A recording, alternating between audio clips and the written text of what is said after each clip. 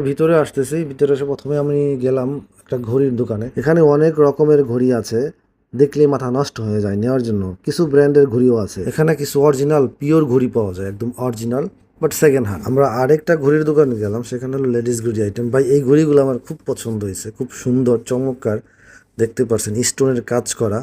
আমার কাছে খুব ভালো লাগতেছিল এই জিনিসগুলা, তবে দেখে নেড়ে চেড়ে থুয়ে দিলাম, নিলাম না।